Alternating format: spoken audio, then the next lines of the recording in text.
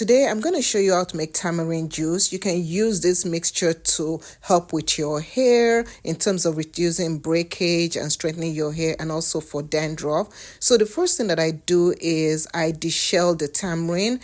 Now also I soak the tamarind in some water to soften it up. After 10 minutes, this is what it looks like. Then I transfer it to another bowl, and then I'll be soaking it again. Now tamarind, when you consume it, it has high potassium, and it also helps with blood pressure, heart rate. It lowers bad cholesterol and also helps with heart disease. Now I'm removing the pods or the seeds from it, and also I think that's the skin. I don't know. I just call it the twig from it, and then I'm going to blend it. Now, if you're going to use this in your hair to rinse out your hair, you don't need to add any sweetener to it. Just blend it like this and dilute it first, okay?